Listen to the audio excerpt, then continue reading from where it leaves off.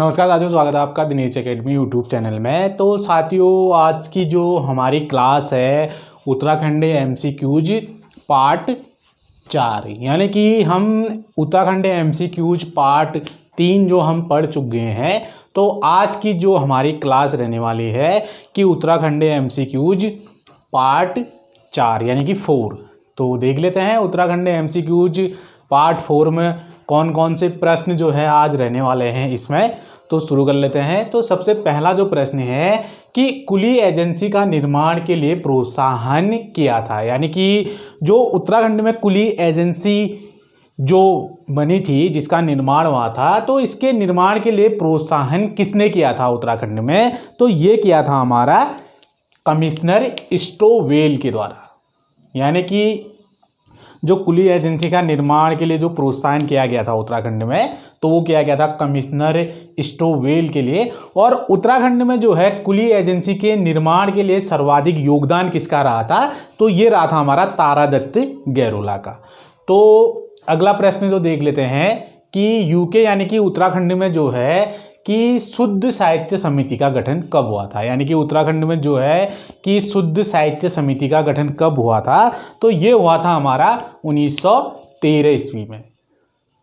उसके बाद नेक्स्ट जो प्रश्न है, यूके यानी कि उत्तराखंड में जो है पर्वतीय राज्य परिषद की स्थापना कब हुई थी? तो उत्तराखंड में जो है पर्वतीय राज्य परिषद की जो स्थापना हुई थी, तो ये हुई थी 1967 ईस्वी में। और कहाँ पर हुई थी? तो ये हुई थी रामनगर में। तो जो है उत्तराखंड में जो है पर्वतीय राज्य परिषद की स्थापना 1967 और किस जगह पर हुई थी? तो वो हुई थी रामनगर में।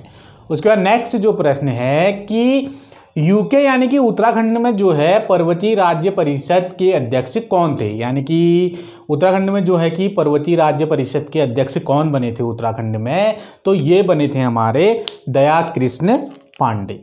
तो ये जो थे उत्तराखंड में पर्वतीय राज्य परिषद के अध्यक्ष बने थे।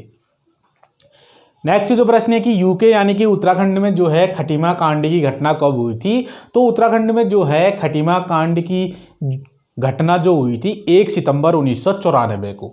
तो ये जो खटीमा कांड है उत्तराखंड में, तो ये इसकी घटना हुई थी 1 सितंबर 1994 में, खटीमा गोली कांड।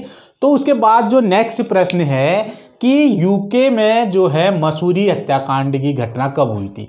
यानी कि एक जो है कि खटीमा गोलीकांड की घटना कब हुई थी? 1 सितंबर 1994 को। ऐसे ही जो है उत्तराखंड में मसूरी हत्याकांड की जो घटना हुई थी, तो ये हुई थी 2 सितंबर 1994। यानी कि खटीमा गोलीकांड जो हुआ था पहले प्रश्न में जो है कि खटीमा गोलीकांड 1 सितंबर 1994 को। ऐसे ही फिर मसूरी हत्याकांड कब हुआ था उत्तराखंड में? तो ये 2 सितंबर 1994 को। यानी कि सन एक है लेकिन डेट जो है अलग अलग है, यानी कि एक दिन का अंतर है इन दोनों में। खटीमा गोलीकांड 1 सितंबर 1994 और मसूरी जो हत्याकांड, तो ये हुआ था 2 सितंबर 1994 में। तो उसके बाद नेक्स्ट जो प्रश्न है कि यूके यानी कि उत्तराखंड में वधु मूल्य चुकाने की प्रथा किस जाति में है? तो उत्तराखंड में जो है वधु मूल्य चुकाने की जो प्रथा जो प्रचलित है, तो ये है राजी जनजाति में। तो वधु मूल्य चुकाने की जो प्रथा प्रचलित है उत्तराखंड में, तो ये है राजी जनजाति में।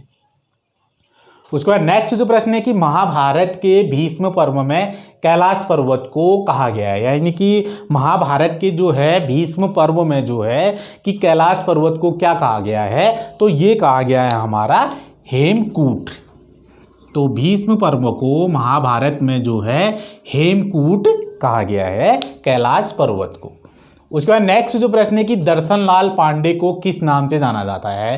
तो दर्शन लाल पांडे को जो है इसको जाना जाता है टोपी बाबा के नाम से।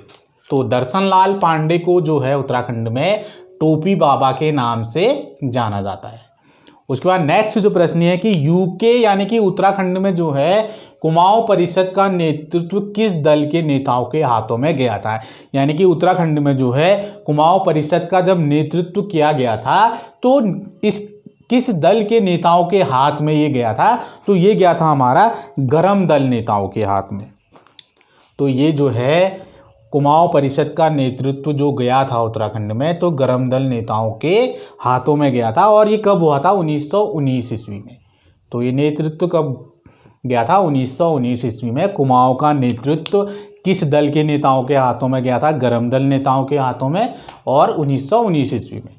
तो उसके बाद नेक्स्ट जो प्रश्न है कि देहरादून नगर पालिका की स्थापना कब हुई थी उत्तराखंड में? तो उत्तराखंड में जो है कि देहरादून नगर पालिका की जो स्थापना हुई थी ये हुई थी 1867 ईस्वी।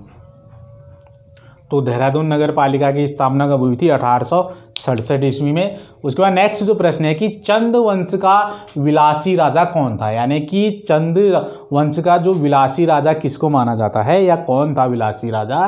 तो ये था वीणाचंद।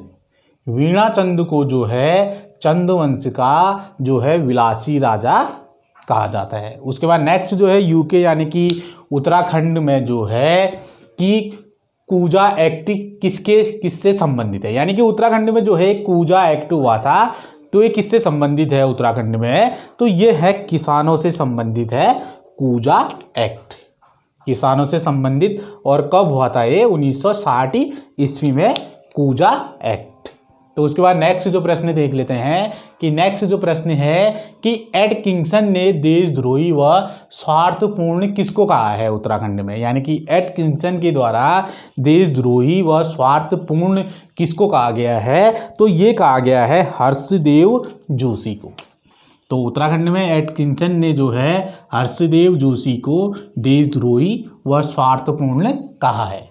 तो उसके बाद नेक्स्ट जो प्रश्न है कि गढ़वाल का रखवाला किसको कहा जाता है? तो गढ़वाल का जो रखवाला कहा जाता है तो ये कहा जाता है लोधी रिखोला को।